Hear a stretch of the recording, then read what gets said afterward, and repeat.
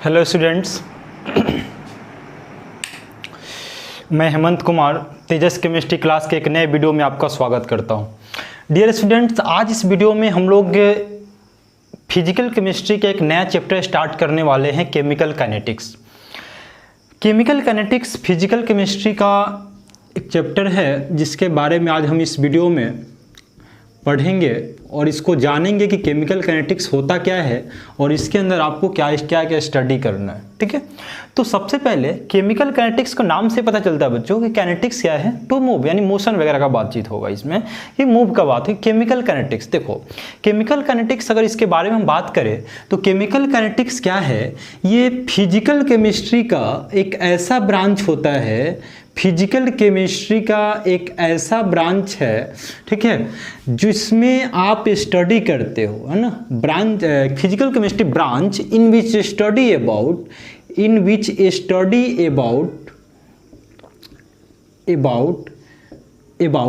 rate of reaction, study about rate of reaction and their influencing factor मतलब इस चीज़ को समझिए कि ये चैप्टर फिजिकल केमिस्ट्री का एक ऐसा ब्रांच है जहाँ पे आप किसके बारे में स्टडी करते हो, रेट ऑफ रिएक्शन और इसको इन्फ्लुएंसिंग फैक्टर यानी जो फैक्टर इसको इफेक्ट करते हैं उसके बारे में स्टडी करोगे। जनरल वे में अगर हम समझे, मान लो अगर कोई लेट कर लो, अगर कोई रिएक्शन अपने पास ले लो, जैसे A+B, मान लो ये रिएक्शन है और ये कुछ प्रोडक्ट का फॉर्मेशन P करता है, तो इस रिएक्शन को देखने से, देखो ये रिएक्टेंट मॉलिक्यूल है, प्रोडक्ट का फॉर्मेशन कर दिया, इस रिएक्शन को देखने से हमें ये पता नहीं चलता है कि इस रिएक्शन को होने में, प्रोडक्ट का फॉर्मेशन होने में कितना टाइम लगा होगा या फिर किस स्पीड से प्रोडक्ट में कन्वर्ट हो गया होगा।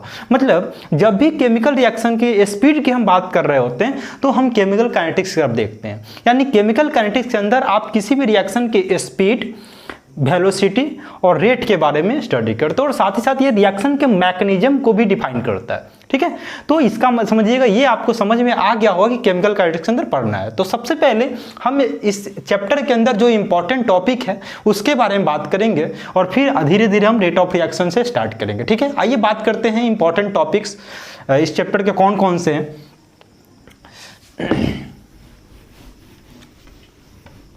देखो बच्चों, अगर इस चैप्टर के अगर इंपॉर्टेंट टॉपिक्स की बात करें तो पहला टॉपिक्स आता है बच्चों रेट ऑफ रिएक्शन, यानी सबसे पहले आपको पढ़ना होगा रेट ऑफ रिएक्शन के बारे में, रेट ऑफ रिएक्शन के बारे में पढ़ना होगा और साथ ही साथ आपको टाइप्स ऑफ रेट के बारे में भी पढ़ना है। टाइप्स ऑफ रेट बोले तो आपको दो तरह के रेट इसमें पढ़ने होंगे, average rate of reaction, average rate, और दूसरा इंस्टेंटेनियस रेट। ठीक है, इसके बारे में आपको स्टडी करना होता है। इसमें पहला रेट ऑफ रिएक्शन, दूसरा आप इसमें पढ़ोगे रेट लॉ के बारे में, फिर मॉलिक्यूलरिटी ऑफ रिएक्शन के बारे में, ठीक है, साथ ही साथ ऑर्डर ऑफ रिएक्शन के बारे में भी पढ़ोगे आप, order of reaction and it's type, order of reaction, इसके टाइप्स के बारे में स्टडी करोगे। ठीक है, उसके बाद आगे आ जाओगे तो टेम्परेचर के बारे में पढ़ोगे। टेम्परेचर में आपको आर्हेनियस इक्वेशन पढ़ना है इसमें। ठीक है, आर्हेनियस इक्वेशन तो रेट ऑफ रिएक्शन। उसके बाद आप ये पढ़ोगे फैक्टर अफेक्टिंग और रेट ऑफ रिएक्शन, यानी कौन कौन से फैक्टर रेट ऑफ रिएक्शन को इफेक्ट करते हैं, affecting on rate of reaction. ठीक है, इसके बारे में पढ़ोगे।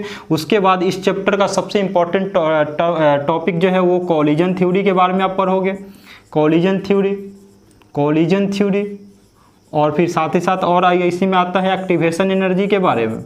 मतलब ये कुछ इंपॉर्टेंट टॉपिक है इस चैप्टर के, बहुत इंटरेस्टिंग चैप्टर है, बहुत मजा आने वाला है इस चैप्टर को पढ़ने में और इससे बोर्ड से रिलेटेड भी बहुत सारे क्वेश्चन इससे पूछे जाते हैं। तो बहुत इंटरेस्टिंग चैप्टर है, बहुत ना ही इंपॉर्टेंट चैप्टर है। तो हम फर्स्ट ऑफ ऑल स्टार्ट करेंगे रेट ऑफ रिएक्शन से, उसके बाद बारी बारी से हम लोग बात करेंगे। ठीक है, तो आइए सबसे पहले हम स्टार्ट करते हैं रेट ऑफ रिएक्शन से। इसको नोट स्क्रीनशॉट ले लेंगे।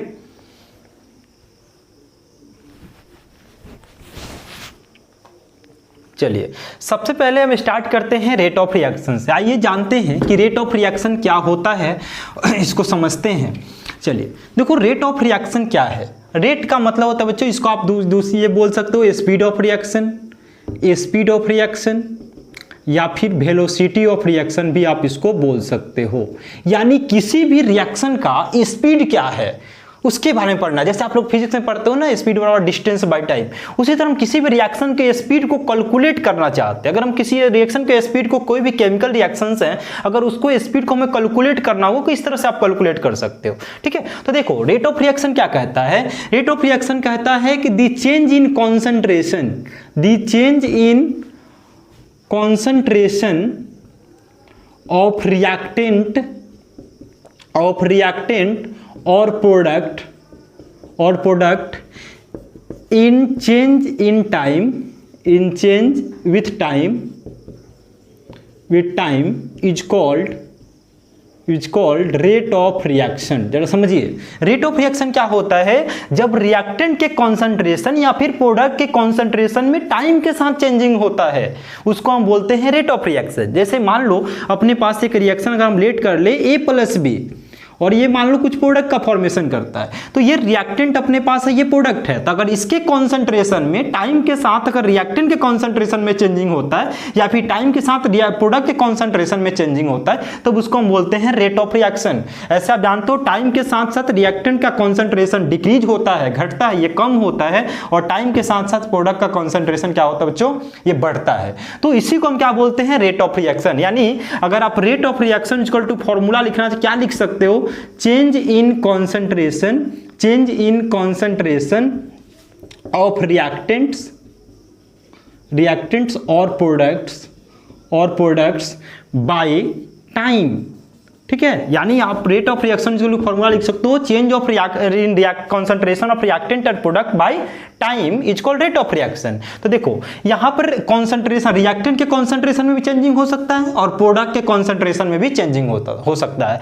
तो इसी को हम क्या बोलते हो, टाइम के साथ इसको रेस्पेक्ट में निकालते हैं, तो ये आपका रेट ऑफ रिएक्शन हो जाता है। ठीक है, जैसे देखो अगर मान लो ये सपोज करो कि अगर जो भी चेंजिंग आता है, अब जहां तक हमने एक चीज कहा कि रिएक्टेंट का कॉन्सेंट्रेशन हमेशा डिक्रीज होता है, कम होता है, घटता जाता है, और प्रोडक्ट का कॉन्सेंट्रेशन बढ़ता जाता है। ठीक है, तो आप अगर देखो रेट ऑफ रिएक्शन को जनरल वे में लिखना चाहो, रेट ऑफ रिएक्शन के लिए फॉर्मूला तो ये होता है concentration by time, concentration bye time. ठीक है, तो कॉन्सेंट्रेशन रिएक्टेंट का भी हो सकता है या फिर प्रोडक्ट का भी हो सकता है। तो अगर इसका आप यूनिट की बात करें, इसके यूनिट की बात करें, तो यूनिट क्या हो जाता है बच्चों, देखो कॉन्सेंट्रेशन, और कॉन्सेंट्रेशन का यूनिट क्या होता है, कॉन्सेंट्रेशन का यूनिट होता है मोल पर लीटर, और टाइम का क्या होता है बच्चों, सेकेंड। यानी इसका यूनिट क्या हो जाएगा, मोल, लीटर इनवर्स और फिर सेकेंड इनवर्स। ठीक है, ये इसका यूनिट होता है रेट ऑफ रिएक्शन पे। ठीक है, चलिए इसको स्क्रीनशॉट लीजिए जल्दी।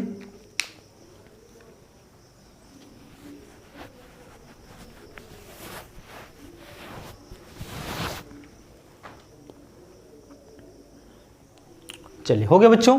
चलिए अब यहाँ पे थोड़ा आगे बढ़ते हैं इसको लेकर के। देखो हम यहाँ पे रिएक्टेंट के चेंज में, कॉन्सेंट्रेशन में चेंजिंग, और फिर प्रोडक्ट के कॉन्सेंट्रेशन में टाइम के साथ प्रोडक्ट के कॉन्सेंट्रेशन में चेंजिंग होता है। तो इसी को थोड़ा आगे बढ़ते हैं हम। ठीक है, और जानते हैं कि रेट ऑफ रिएक्शन में क्या क्या होता है। चलो देखो रेट ऑफ रिएक्शन जरा समझो। रेट ऑफ रिएक्शन को रेट अगर निकालना चाहें तो देखो, मान लो कि अब रिएक्टेंट, जैसे अपने पास मान लो कि कोई यहाँ पे एक रिएक्शन हमने ले लिया A+B और कुछ प्रोडक्ट का फॉर्मेशन करता है। मान लो टाइम मेरा जब ये 0 सेकेंड था, तो इसका मान लो इसका इनिशियल कॉन्सेंट्रेशन, रिएक्टेंट का कॉन्सेंट्रेशन C1 है। तो देखो रिएक्शन स्टार्ट नहीं हुआ है, टाइम 0 है, तो प्रोडक्ट कितना बचेगा बच्चों, 0। टाइम अगर मान लो हमने रिएक्शन स्टार्ट कर दिया, T1 ले लिया, तो इसका कॉन्सेंट्रेशन देखो क्या होगा कि जितना भी रिएक्टेंट का कॉन्सेंट्रेशन हमारे पास इनिशियल में होगा, वो धीरे धीरे कंज्यूम होना स्टार्ट हो जाएगा, डिक्रीज होना स्टार्ट हो जाएगा। तो मान लो कि इसमें से कंज्यूम होकर ये कितना बच गया, C2। तो देखो जितना कंज्यूम होगा, मान लो कि C1 में से यहाँ पे जितना कंज्यूम, मान लो से इसमें से X कंज्यूम हो गया। ठीक है, तो प्रोडक्ट कितना बचेगा बच्चों, X, और X कंज्यूम हो तो कितना बच गया, C2, और प्रोडक्ट कितना बनेगा, जितना कंज्यूम कंज्यूम होगा। तो देखो मेरा जब टाइम 0 सेकेंड था तो इनिशियल कंसंट्रेशन C1 था, जैसे ही टाइम T1 हुआ तो मेरा इनिशियल फाइनल कंसंट्रेशन कितना हो गया C2। मतलब टाइम के साथ साथ रिएक्टेंट के कंसंट्रेशन में चेंजिंग आ रहा है, C1 से C2 हो गया, मतलब ये डिक्रीज हो गया, ठीक है। और टाइम के साथ साथ देखो प्रोडक्ट का कंसंट्रेशन 0 से कहां चला गया 1 से। जरा इस चीज को समझिए हम क्या कहना चाहते हैं। मैं ये कहना चाहता हूं कि टाइम के साथ साथ रिएक्टेंट का कंसंट्रेशन हमेशा डिक्रीज होता है और टाइम के साथ साथ प्रोडक्ट का कंसंट्रेशन हमेशा इंक्रीज होता है, ठीक है। तो मान लो अगर आप रिएक्टेंट के लिए जरा देखो, अगर आप रिएक्टेंट के लिए रेट ऑफ रिएक्शन लिखना चाहे तो क्या लिख सकते हो, रेट ऑफ रिएक्शन लिख सकते। तो क्या रिएक्टेंट के लिए लिख रहे हो तो change in concentration of reactant, कितना चेंजिंग हुआ बच्चों, देखो कितना चेंजिंग हुआ C2 से C1, कितना फाइनल माइनस इनिशियल, कितना चेंजिंग हुआ C2 माइनस C1 बाई कितने समय में T1 माइनस 0, कितना समय में T1 माइनस 0। अब देखो जबकि हम रिएक्टेंट की बात कर रहे हैं और रिएक्टेंट का कॉन्सेंट्रेशन समय के साथ डिक्रीज होता है, इसीलिए इसके पहले माइनस साइन लगाते हैं, ठीक है। जरा समझिए ये माइनस साइन क्या दिखाता है, ये माइनस साइन ये दिखाता है कि टाइम के साथ साथ रिएक्टेंट का कंसंट्रेशन घट रहा होता है। तो यहां पे गौर करो, अगर इसको आप आपस से कैलकुलेट करोगे, है ना, अगर इसको आप कैलकुलेट करते हो तो एक चीज देखते हो, क्या देखोगे बच्चों, C1 minus C2 by T1। जरा समझिए इसका मतलब C1 माइनस C2 इसको हम लिख सकते हैं, इसका मतलब ये हुआ कि C1 जो होता है C2 से ग्रेटर होता है। जरा समझिए, और रेट कैसा आया, रेट पॉजिटिव, रेट कैसा बच्चों, पॉजिटिव। देखिए टाइम के साथ आपका जब भी रिएक्टेंट की बात कर रहे होंगे, अगर आपका टाइम बढ़ रहा होगा तो इस केस में आपका इनिशियल कंसंट्रेशन हमेशा क्या होगा बच्चों, हमेशा बड़ा होगा, किससे, फाइनल कंसंट्रेशन से, याद रखिएगा। और इस कंडीशन में रेट क्या होता है, पॉजिटिव होता है। क्लियर। इसी चीज को मान लो आप प्रोडक्ट के लिए निकालना चाह रहे हो, मान लो आप प्रोडक्ट के लिए निकालना चाह रहे हो रेट ऑफ रिएक्शन, तो जरा गौर करो, अगर इसके लिए रेट ऑफ रिएक्शन निकालना चाह रहे हो तो रेट ऑफ रिएक्शन क्या हो जाएगा, देखो क्या होता है, change in concentration of product, कितना से कितना चेंजिंग हुआ, फाइनल माइनस इनिशियल, तो x माइनस 0 कितने समय में, T1 माइनस 0, T1 माइनस 0। और देखो हमेशा प्रोडक्ट का कॉन्सेंट्रेशन बढ़ रहा होता है, इंक्रीज करता है, इसीलिए हम इसको पॉजिटिव बोलते हैं, ठीक है। और यहाँ पे क्या हो जाएगा बच्चों, x बाई T1, यानी दोनों कंडीशन में, समझिए दोनों कंडीशन में रेट जो आपका होता है वो पॉजिटिव होता है, ठीक है। रिएक्टेंट के कॉन्सेंट्रेशन में भी, रिएक्टेंट के भी कंडीशन में, और फिर प्रोडक्ट के कंडीशन में भी रेट आपका पॉजिटिव होता है। तो इस तरह से आप रेट निकाल सकते हो, रिएक्टेंट के लिए अलग केस में और फिर प्रोडक्ट के लिए अलग केस में। क्लियर, समझ में आया सबको। चलिए फटाफट नोट कीजिए, फिर आगे बढ़ते हैं।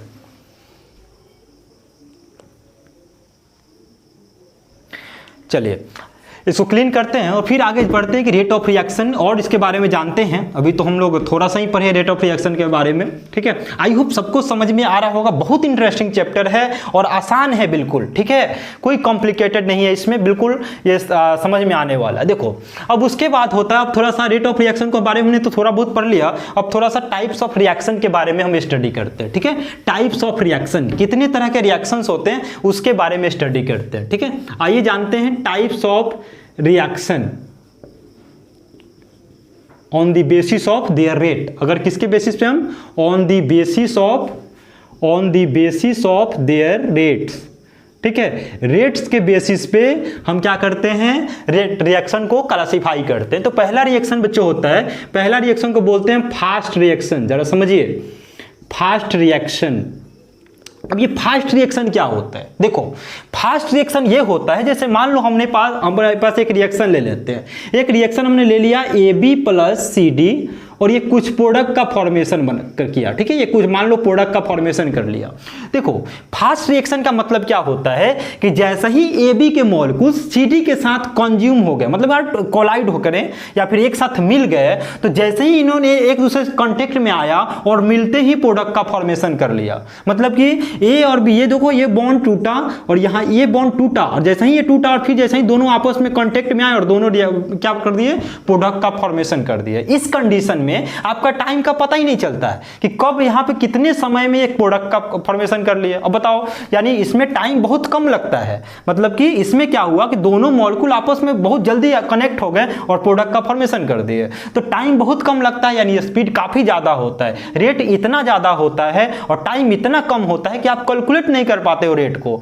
टाइम बहुत कम होता है और रेट काफी ज्यादा होता है, इससे आप रेट को कैलकुलेट नहीं कर सकते हो, ठीक है। तो इस टाइप के रिएक्शन कौन से होते हैं बच्चों, आयोनिक रिएक्शन। जितने भी आयोनिक रिएक्शंस होते हैं वो सारे के सारे फास्ट रिएक्शन होते हैं और इसमें आप रेट को कैलकुलेट नहीं कर सकते हो, रेट कांट बी कैलकुलेटेड, ठीक है। क्योंकि इसमें क्यों नहीं कर सकते हो, क्योंकि इसमें टाइम जो होता है ना बच्चों, टाइम टू स्मॉल, टाइम काफी कम होता है, इसलिए आप इसमें रेट को कैलकुलेट नहीं कर सकते हो, टाइम काफी कम होता है, ठीक है। तो पहला इस टाइप का रिएक्शन होता है फास्ट रिएक्शन, जो काफी तेजी से हो जाए, ठीक है।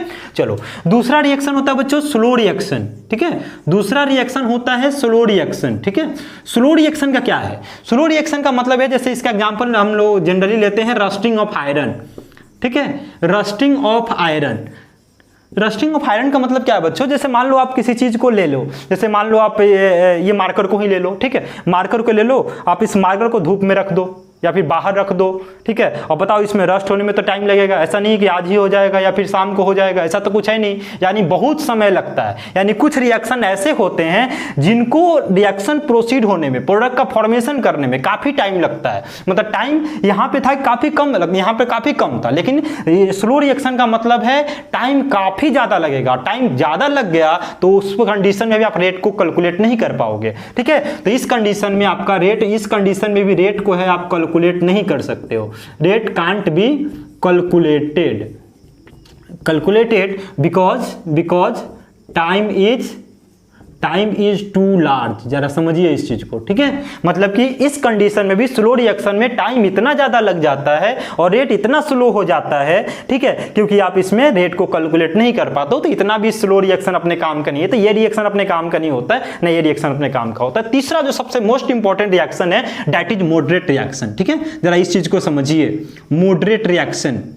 मॉडरेट रिएक्शन क्या होता है बच्चों, मॉडरेट रिएक्शन जितने भी मॉलिक्यूलर रिएक्शन होते हैं ना, जितने भी मॉलिक्यूलर रिएक्शन होते हैं सारे के सारे मॉडरेट रिएक्शन होते हैं। मॉडरेट रिएक्शन का मतलब क्या है, ना ज्यादा समय लगेगा ना कम समय लगेगा, एक इंटरमीडिएट टाइम में आपका रिएक्शन जो है प्रोसीड हो जाएगा, ठीक है। तो इसके बारे में हम जानते हैं कि मॉडरेट रिएक्शन क्या होता है। चलिए देखो मॉडरेट रिएक्शन, जैसे इसमें क्या होता है बच्चों, इसमें आप रेट को कैलकुलेट कर सकते हो, rate can be calculated, rate can be calculated, ठीक है,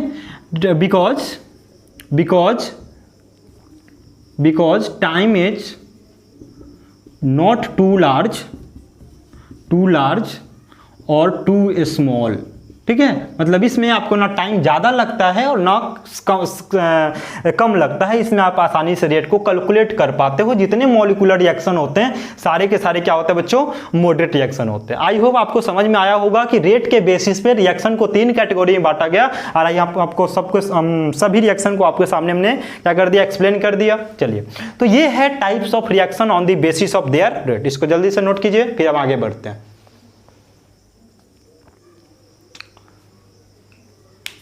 चलिए ठीक है, इसको क्लीन करें। चलिए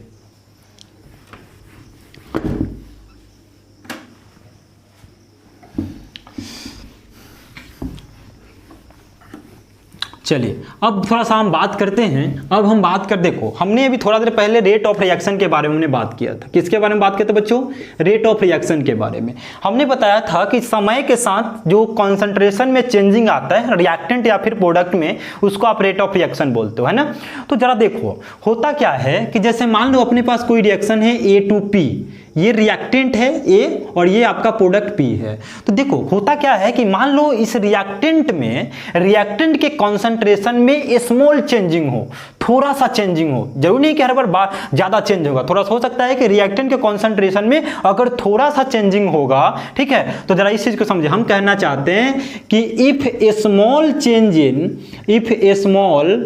change in concentration of reactant or products then it is represented by it is represented by, ठीक है, इसको रिप्रेजेंट करते हैं बच्चों d c by d t. Then rate को हम किस तरह से रिप्रेजेंट करते हैं, डीसी बाई डी टी। समझिएगा इस चीज को, यानी मान लो कि इस रिएक्शन के कॉन्सेंट्रेशन के रिएक्टेंट के कॉन्सेंट्रेशन में थोड़ा सा चेंजिंग हुआ है, तब वहां पे हम डी फॉर डिफरेंशिएशन लगाते हैं डीसी बाई डी टी। मान लो अगर स्मॉल चेंज हुआ तो इसको रेट ऑफ रिएक्शन कैसे लिख सकते हैं बच्चों, रेट ऑफ रिएक्शन लिखते हैं, अगर मान लो रिएक्टेंट के लिए लिखना चाहे तो लिख सकते हैं डी और concentration A by d T, ठीक है। और आप जानते हो टाइम के साथ साथ रिएक्टेंट का कॉन्सेंट्रेशन डिक्रीज होता है, तो यहां पे हम निगेटिव साइन लगा देते हैं, ठीक है, समझिए। यानी डी का मतलब क्या बच्चों, डी का मतलब कि स्मॉल चेंज इन कॉन्सेंट्रेशन। अगर उसी तरह मान लो अगर आप प्रोडक्ट के लिखना चाहो तो plus DP by d T, DP by d T. Clear है बच्चों, चलो इस तरह आप समझ में आया। डीसी बाई डी टी या फिर डीपी बाई डी टी हो तो मतलब स्मॉल चेंज हुआ। अगर मान लो काफी ज्यादा चेंजिंग होता है, लार्ज चेंजिंग हो जाता है, तो उस कंडीशन आप क्या करोगे, if large change in concentration of reactant and product, ठीक है, मान लो कि रिएक्टेंट और प्रोडक्ट में लार्ज काफी ज्यादा चेंजिंग हो जाता है, देन रेट को हम कैलकुलेट करते हैं delta c by delta t. किस चीज से कैलकुलेट करते बच्चों, डेल्टा सी, डेल्टा का मतलब लार्ज चेंज हुआ, सी फॉर कॉन्सेंट्रेशन। मान लो आप रिएक्टेंट के लिए कॉन्सेंट्रेशन क्या है बच्चों, यानी लिख सकते हो डेल्टा ए, और ये निगेटिव साइन आएगा क्योंकि रिएक्टेंट है, तो minus delta A by delta T, या फिर आप लिख सकते हो delta P by delta T. Clear है सबको, चलो एक चीज जरा सा छोटा सा चीज आपको हम बता देते हैं कि देखो ये जो ब्रैकेट है ना, इस ब्रैकेट को थोड़ा सा ध्यान से रखना, ठीक है, क्योंकि आप इस ब्रैकेट को मैथ में आप बोलते हो बच्चों, मैथ में क्या बोलते हो, बिग ब्रैकेट या फिर मैट्रिक्स बोलते हो, बिग ब्रैकेट बोलते हो। इसी चीज को अगर आप फिजिक्स में चले जाओ तो फिजिक्स में इस ब्रैकेट को हम लोग डायमेंशन बोलते हैं, ठीक है, क्या बोलते हैं बच्चों, डायमेंशन बोलते हैं। लेकिन जब इस ब्रैकेट का यूज हम केमिस्ट्री में करते हैं तो समझिएगा इस ब्रैकेट का यूज केमिस्ट्री में हम कॉन्सेंट्रेशन के लिए करते हैं। क्या चीज के लिए करते हैं, कॉन्सेंट्रेशन, ठीक है। जैसे देखिए इसका मतलब कॉन्सेंट्रेशन ऑफ ए बोले तो रिएक्टेंट, ठीक है। और एक और नोट्स याद रखिएगा नोट्स में कि negative sign shows the concentration of reactant decreases, ठीक है। निगेटिव चाहे आपको ये बताता है कि कौन से रिएक्टेंट का कॉन्सेंट्रेशन घट रहा है, और पॉजिटिव साइन ये बताता है, positive sign shows the concentration of product increases, ठीक है। इस चीज को याद रखिएगा, काफी इंपॉर्टेंट है ये। अगर कहीं निगेटिव साइन है तो आप समझोगे कि ये रिएक्टेंट का कॉन्सेंट्रेशन है और यही समय के साथ घटता है, और ये समय के साथ क्या होता है, बढ़ता है, ठीक है। चलिए, तो आज इस वीडियो में हम बिल्कुल रेट ऑफ रिएक्शन के बारे में हमने बात किया। मैंने बात किया रेट ऑफ रिएक्शन के बारे में, types of reaction on the basis of rate के बारे में। आई होप आपको समझ में आया होगा, ठीक है। अब इस वीडियो में, आज की वीडियो में इतना ही बात करूंगा। नेक्स्ट वीडियो में मैं आपके बात करूंगा टाइप्स ऑफ रेट के बारे में, एवरेज रेट और फिर इंस्टेंटेनियस रेट के बारे में, ठीक है। तब तक के लिए मिलते हैं फिर नेक्स्ट वीडियो में नए टॉपिक के साथ।